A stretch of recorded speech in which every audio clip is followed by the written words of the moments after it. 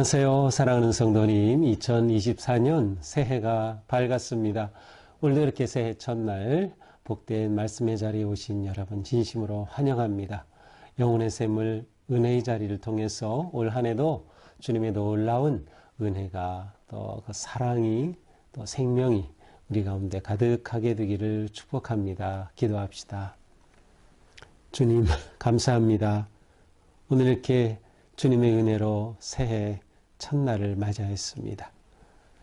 지나온 한 해 하나님의 은혜 가운데 인도하여 주셨는데 이렇게 새해 또한 말씀으로 열어주시니 너무도 감사드립니다. 주님, 올 한 해에도 저희가 주님의 말씀 꼭 붙잡고 말씀을 잘 먹고 소화하고 말씀대로 살아서 우리 삶이 주님 앞에 거룩하고 아름답고 정결하고 든든하게 세워지는 복된 길로 인도하여 주시옵소서. 예수님 이름으로 기도합니다. 아멘. 자, 우리가 새해를 맞으면서 보게 되는 말씀은 신명기입니다. 오늘부터 이제 신명기를 보게 되는데요. 새해를 맞으면서 정말 또 어울리는 그러한 귀한 말씀인 것 같습니다. 오늘 신명기 1장 1절부터 18절까지입니다. 이는 모세가 요단 저쪽 숲 맞은편의 아라바 광야, 곧 바란과 도벨과 라반과 하세롯과 디사압 사이에서 이스라엘 무리에게 선포한 말씀이니라. 호렙산에서 세일산을 지나 가데스 바네아까지 10하루 길이었더라. 마흔째 해 11째 달, 그 달 첫째 날에 모세가 이스라엘 자손에게 여호와께서 그들을 위하여 자기에게 주신 명령을 다 알렸으나 그때는 모세가 헤스본에 거하는 아모리 왕 시온을 쳐 죽이고 에드레이에서 아스다롯에 거주하는 바산 왕 옥을 쳐 죽인 후라. 모세가 요단 저쪽 모압 땅에서 이 율법을 설명하기 시작하였더라. 일러스되 우리 하나님 여호와께서 호렙산에서 우리에게 말씀하여 이르시기를 너희가 이 산에 거주한 지 오래니 방향을 돌려 행진하여 아모리 족속의 산지로 가고 그 근방 곳곳으로 가고 아라바와 산지와 평지와 네겝과 해변과 가나안 족속의 땅과 레바논과 큰 강 유브라데까지 가라. 내가 너희의 주상 아브라함과 이삭과 야곱에게 맹세하여 그들과 그들의 후손에게 주리라 한 땅이 너희 앞에 있으니 들어가서 그 땅을 차지할지니라. 그때 내가 너희에게 말하여 이르기를 나는 홀로 너희의 짐을 질 수 없도다. 너희 하나님 여호와께서 너희를 번성하게 하셨으므로 너희가 오늘까지 하늘의 별같이 많거니와 너희 조상의 하나님 여호와께서 너희를 현재보다 1000배나 많게 하시며 너희에게 허락하신 것과 같이 너희에게 복 주시기를 원하노라. 그런즉 나 홀로 어찌 능히 너희의 괴로운 일과 너희의 힘겨운 일과 너희의 다투는 일을 담당할 수 있으랴. 너희의 각 지파에서 지혜와 지식이 있는 인정받는 자들을 택하라. 내가 그들을 세워 너희 수령을 삼으리라 한즉 너희가 내게 대답하여 이르기를 당신의 말씀대로 하는 것이 좋다 하기에 내가 너희 지파의 수령으로 지혜가 있고 인정받는 자들을 위하여 너희의 수령을 삼되 곧 각 지파를 따라 천부장과 백부장과 50부장과 10부장과 조장을 삼고 내가 그때에 너희 재판장들에게 명하여 이르기를 너희가 너희의 형제 중에서 송사를 들을 때에 쌍방간에 공정히 판결할 것이며 그들 중에 있는 타국인에게도 그리할 것이라. 재판은 하나님께 속한 것인즉 너희는 재판할 때에 외모를 보지 말고 귀천을 차별 없이 듣고 사람의 낯을 두려워하지 말며 스스로 결단하기 어려운 일이 있거든 내게로 돌리라. 내가 들으리라 하였고 내가 너희의 행할 모든 일을 그때에 너희에게 다 명령하였느니라. 아멘. 자, 신명기 말씀은 구약에서 굉장히 중요한 지점에 있습니다. 이제 전체로 모세오경, 창세기, 출애굽기, 레위기, 민수기, 신명기, 모세오경의 마지막이면서 또 이스라엘의 역사적으로 볼 때는 신명기 다음에 여호수아가 시작이 돼요. 여호수아는 가나안 땅에 들어가서 일어나는 그러한 정복 전쟁과 땅 분배의 내용들이죠. 바로 그 경계선에 놓여 있는 것이 이 신명기입니다. 그래서 모세가 이 모든 광야의 과정을 마치고 또 이스라엘의 위대한 대역사적 새로운 출발의 이 시점에서 그들에게 하나님의 계명을 간곡하게 설교한 내용이 바로 신명기라고 할 수 있어요. 신명기라고 하는 이 책 이름은 원래 히브리어 명칭으로는 엘레 하데바림인데 이것은 이는 말씀이라라고 하는 히브리어 성경의 첫 두 글자를 그대로 따온 것이 이것이 이제 히브리 방식의 이제 제목인데 우리 성경에서 1절이 이렇게 되어 있죠. 이는 쭉 하고 말씀이니라. 이는 말씀이니라. 바로 이것이 원래 히브리 성경에서는 엘레 하데바림이라고 하는 그러한 뜻이에요. 근데 이것이 이제 그리스말로 번역된 70인역에서는 이 신명기라고 하는 책이 듀테로노미온이라고 되어 있어요. 듀테는 두 번째, 그러죠? 두 번째란 뜻이고, 그 다음에 노모스라고 하는 율법이라고 하는 것과 합쳐진 말인데, 이것은 두 번째 율법이다. 근데 사실은 두 번째 율법 자체의 내용이 두 번째라기보다는 이미 주어진 말씀, 특별히 출애굽기 20장 이후, 출애굽기 이후와 민수기에 주어진 특별히 20장에는 십계명을 핵심으로 해서 그 주어졌던 말씀을 모세가 다시금 여기서 또 다시금 설명하고 또 선포하는 내용이기도 합니다. 따라서 이렇게 두 번째라고 되어 있지만 실제로는 장소로 볼 때 시내산 율법이라고 하면 이거는 이제 모압 평원에 모인 백성들에게 또 선포된 그러한 율법이죠. 세대로 본다고 하면 이제 지나온 40년간 광야 생활 동안에 출애굽 1세대는 다 사라졌고 이제 출애굽 2세대가 남아 있습니다. 그래서 같은 말씀이라 하더라도 다음 세대에게 전해주는 말씀이기 때문에 그들에게는 또 새로운 말씀이 될 수 있어요. 그래서 두 번째 말씀이라고 하는 여러 가지 그런 의미가 가능하죠. 근데 우리의 성경 그 제목으로는 신명기라고 되어 있어요. 무슨 신일까요? 매울신, 신라면 아니겠죠? 새로울 신? 그럴 것 같은데 그 새로울 신도 아니고요. 펼칠 신자를 씁니다. 펼칠 신, 그 뜻은 바로 모세를 통해서 하나님의 말씀이 새롭게 펼쳐진다라는 그런 의미로 신명기라고 되어 있습니다. 신명기는 모세가 기록했다라고 당연히 그렇게 받아들여지고 있고요. 하지만 맨 마지막 34장에는 모세의 죽음에 관한 기록이 있고요. 또 오늘 본문을도 보면 이게 정말 모세가 기록했다면 이렇게 기록할 수 있을까? 뭐 이렇게 볼 수 있는 표현도 나오는데 대체적으로는 모세가 기록했다. 그리고 이제 마지막 34장은 여호수아가 이제 추가적으로 모세의 죽음에 관해 기록한 것을 덧붙였다. 보통 이렇게 보고 있습니다. 이것이 기록된 때는 출애굽 후 40년 되는 그러한 때이니까 여호수아의 정복 전쟁이 시작되기 전 그 경계 지점 그 때라고 본다면 대략 한 1400 주전 1400년 그 어간이라고 보시면 좋을 것 같습니다. 당연히 이것은 모압 평원에서 요단강을 마주하고 있는 바로 그곳에서 기록되었을 것이다. 이렇게 볼 수 있습니다. 이제 새로운 땅으로 들어가게 될 하나님의 약속의 땅에 들어가게 될 백성들에게 그들이 그 땅에 들어가서 진정한 하나님의 백성으로 거듭나기 위해서 그들에게 필요한 말씀을 다시금 들려주는 거죠. 너희는 애굽에 살던 그런 종놀이하던 그들이 아니야. 너희는 새로운 백성이야.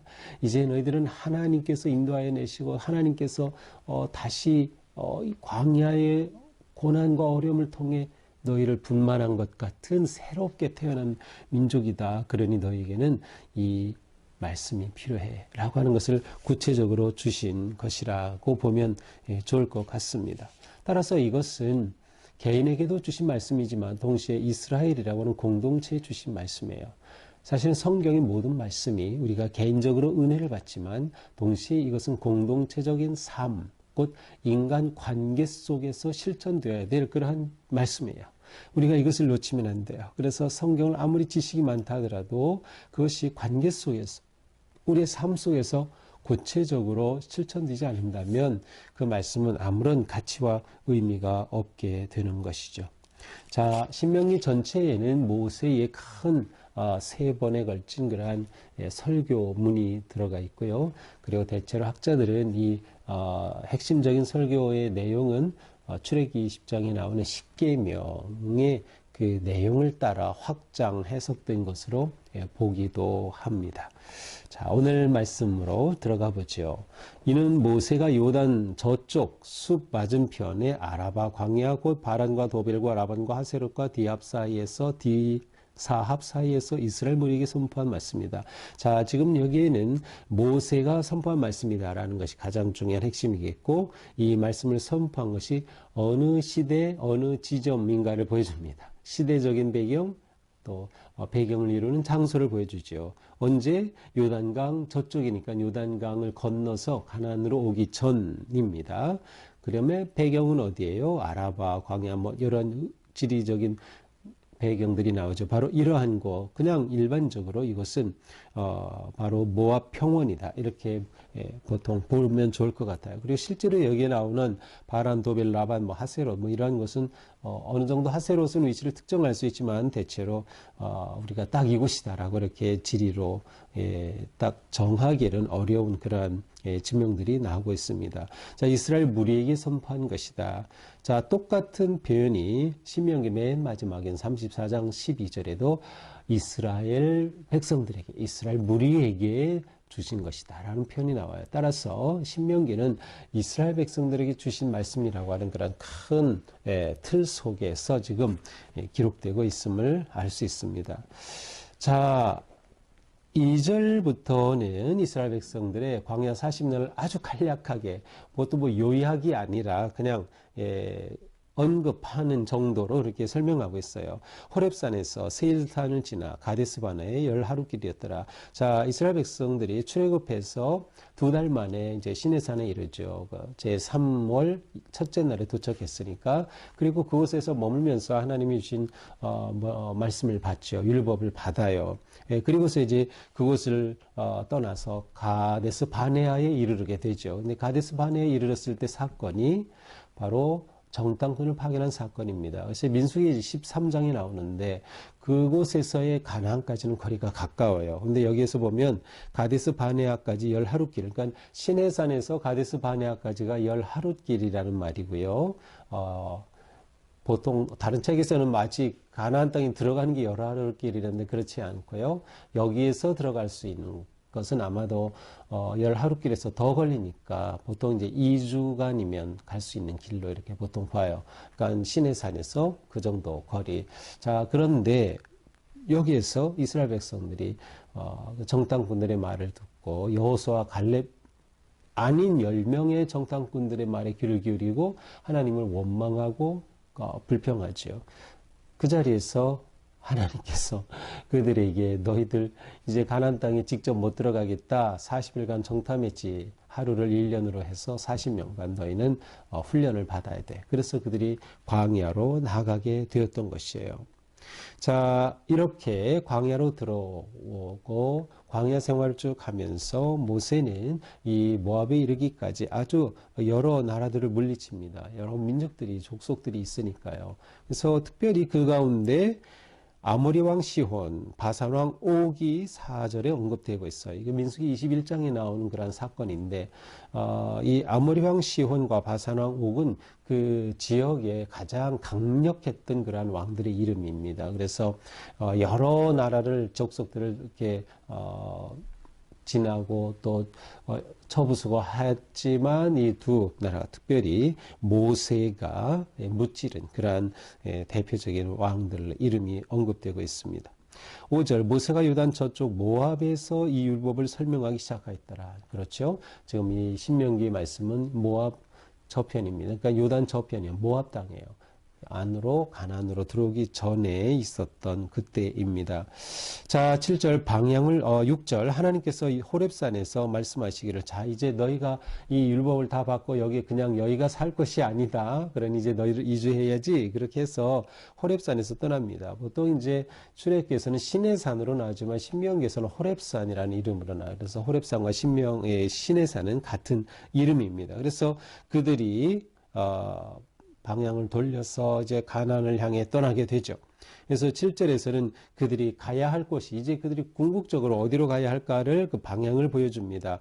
아라바 산지, 평지, 네겝, 해변, 가나안 족속 땅과 레바논과 큰 강 유브라데까지. 자, 이 경계 지역이 굉장히 넓은 것을 볼 수 있어요.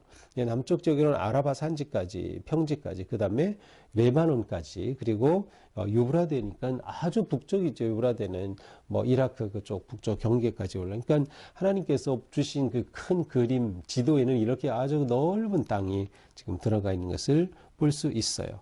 근데 하나님께서 이렇게 그들에게 주신 근거가 뭐예요? 8절에 있어요. 그것은 내가 너희의 조상 아브라함, 이삭, 야곱에게 맹세하였기 때문에 하나님께서는 아브라함, 이삭, 야곱과 맹세하신 그 언약을 하나님이 지키시는 겁니다. 그 백성들은 그걸 다 잊어버렸어요. 하나님의 백성인 것조차, 자녀인 것조차도 그들은 몰랐어요. 그런데 하나님께서는 기억하시고 모세를 통하여 그들을 구출하시고 자유를 주시고 광야 길을 통하여 그 땅으로 약속의 길로 인도하여 주시는 겁니다. 그러니까 하나님의 놀라운 그 신실하심을 보여주고 있어요. 그래서 그 후손에게 주리라 한 그 땅 내가 약속했으니 그 땅을 너희에게 주려고 하는 것이다. 그러니 그 땅을 들어가서 8절에 차지할지니라. 그래서 지금 그 땅 앞에까지 바로 온 것입니다. 여기에서 모세가 이스라엘 백성들에게 말씀을 선포하는 것이죠. 자, 모세가 9절부터는 이렇게 이곳까지 오면서 있었던 여러 가지 행정적인 그러한 조직을 말해주고 있는데, 그때 너에게 말하여 이르기를 나는 홀로 너희 짐을 질 수 없도다. 모세 혼자 이 엄청난 대군을 이끌고 그들을 통치하고 드리고 온다고 하는 것이 보통 일이 아니죠. 그 모세는 이스라엘 백성들에게 이제 지도자를 세워서 그의 리더십을 분담하게 됩니다. 바로 그 이야기입니다. 근데 여기에서는 모세가 자신의 이러한 어려움, 혼자 내가 다 감당할 수 없으니 이렇게 하겠다, 뭐 이러한 내용들이 나오지만 이제 실제로 우리가 출애굽기 민수기를 쭉 읽으면서는 모세가 이제 장인 이드로를 만나면서 이러한 그 리더십 분담의 지혜를 얻게 되죠. 그리고 조직의 지혜를 얻게 되죠. 그래서 그렇게 했던 것들입니다. 이렇게 엄청나게 많은 백성들, 그리고 앞으로도 너희가 1000배나 많이 많아지게 되기를 내가 원하는데 이런 백성들을 잘 돌보고 또 그렇게 이끌기 위해서는 조직이 필요해요.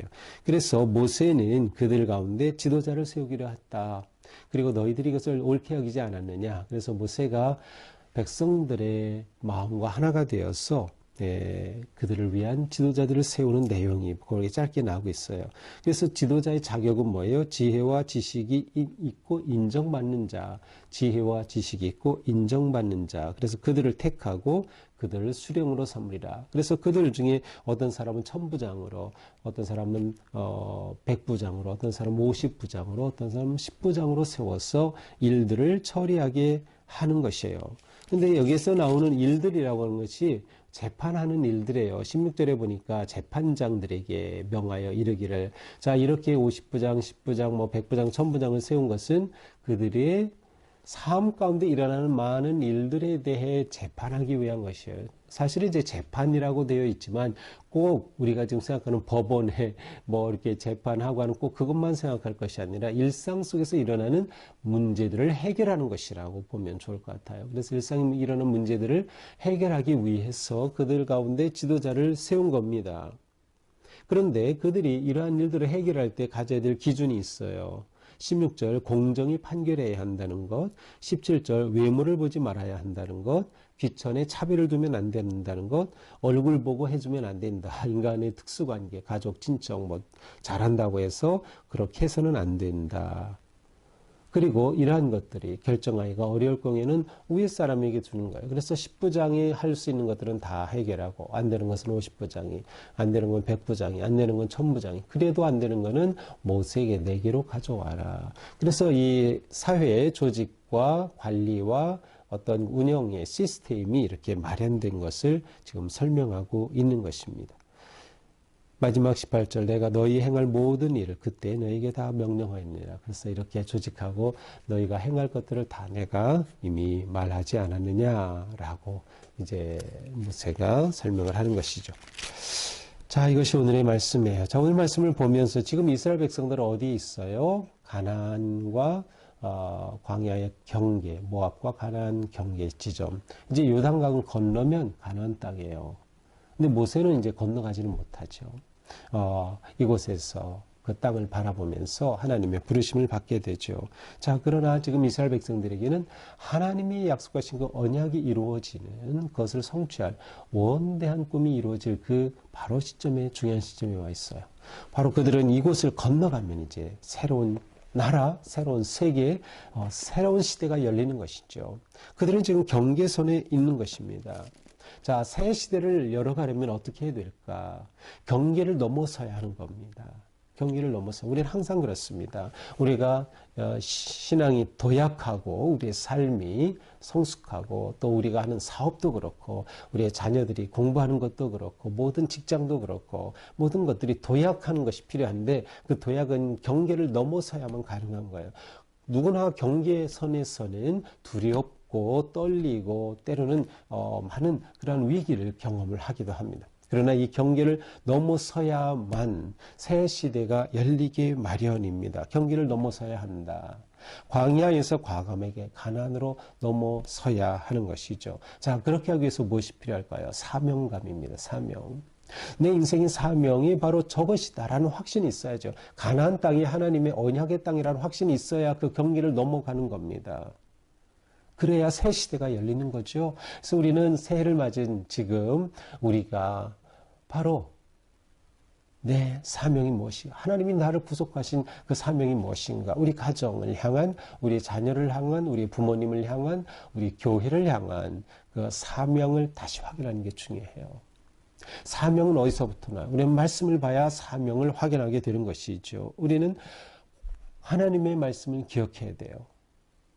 또한 미래로 나아가기 위해, 경계를 넘어서기 하기 위해서는 지나온 과거를 볼 수 있어야 돼요. 그래서 내 삶을 평가할 수 있고 하나님 뜻 안에서 내가 순종한 거, 불순종한 거, 하나님이 행하신 일들을 기억하는 거죠. 지금 모세는 그렇게 하나님이 이미 주신 율법을 다시금 반복하는 겁니다. 왜 반복해요? 기억하게 하려는 거죠. 그들의 가슴에 새기기 위한 겁니다. 여기에 하나님의 꿈이 있고 사명이 있기 때문인 것이죠.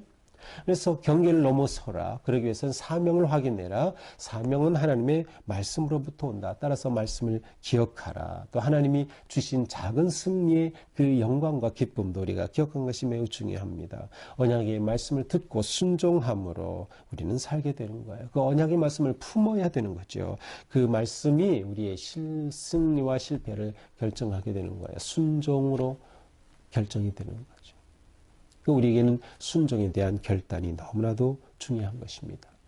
다음으로 우리에게 중요한 것은 가치를 세우는 것이에요. 가치를 세우는 것. 이스라엘 백성들은 저절로 그냥 가나안 땅에 들어가는 것으로 새 나라, 새 백성이 될 수는 없었어요. 그곳에 그러한 삶에 걸맞는 하나님 백성다운 삶의 가치와 규범이 필요했던 것이죠. 삶의 원칙이 그들에겐 필요했어요. 바로 그 원칙을 모세는 이스라엘 백성들에게 들려주는 겁니다. 하나님의 말씀이 그들에게는 원칙이 되는 거죠. 특별히 오늘 말씀은 이스라엘 백성들이 새로운 시대를 열고 새 나라를 이루어가는 그 자리가 정말 하나님의 언약이 성취되기 위해서는 그들이 어떻게 해야 되는지, 특별히 그들이 모세를 통하여 조직된 것처럼 어느 자리에 있든지 그렇게 공의롭게, 공평하게, 평화롭게, 바르게 그 사회가 세워져야 할 그런 가치를 보여준 것이에요. 그래서 정의와 공평이 이루어지는 그러한 일상을 구현하는 것이죠. 단지 재판하는 그것만을 의미한 것이라기보다는 그들의 삶 가운데서 일어나는 많은 일들을 판단하고 결정할 때 그 중요한 기준이 무엇이냐를 말씀하여 준 것이죠. 또한 이것을 위해서는 서로 동력하고 협력하는 것이 절대적으로 필요했어요. 모세 혼자서 이 모든 거 다 할 수 없어서 이렇게 했던 것처럼 새 시대 가운데서 그들이 해야 할 것은 정말 하나님의 백성된 공동체 의식을 가지고 모든 지도자들이 한마음이 되고 동역하고 협력하는 오직 하나님의 말씀과 가치를 중심으로 그렇게 나라를 세워가는 일이 필요했던 것이죠. 바로 그 지식과 그 지혜가 필요했어요. 그리고 그것이 백성들이 인정할 만한 것이 되어야 했던 것이죠. 이렇게 그들은 새 시대를 열고 새 나라를 세워가게 되었던 것이죠. 또한 중요한 것은 믿음을 가지고 전진하는 것이었습니다. 자, 그들은 지금 어떠한 길이 열릴지 알 수 없어요. 그 땅에 들어가면 거기는 이미 족속들이 땅을 차지하고 있었어요. 그들에게 중요한 것은 믿음으로 결단하고 용기를 가지고 전진하는 것입니다. 하나님께서 우리에게 이와 같은 약속을 주셨다. 하나님께서는 신실하시고 우리를 이곳으로까지 인도하셨다. 우리에게 이 놀라운 새 시대에 열어주시는 하나님 의지하며 믿음으로 나아가야 하는 것이죠. 그들에게는 믿음의 용기가 필요했습니다. 오늘 우리도 마찬가지죠. 새 해를 열어갈 우리에게는 이와 같은 믿음이 필요하고 이 믿음 속에 용기를 가지고 도전해야 할 것입니다.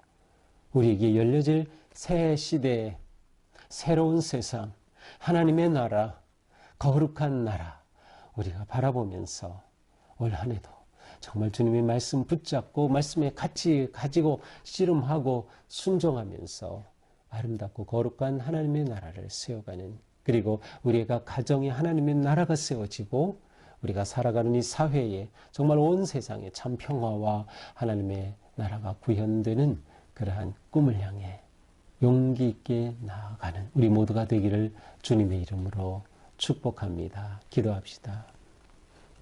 주님 감사합니다. 우리에게 새해를 주시고 소망을 주시고 또 나아갈 길을 열어주시는 주님. 오늘도 우리는 주님의 은혜 안에서 소망과 믿음으로 새해를 맞이하였습니다.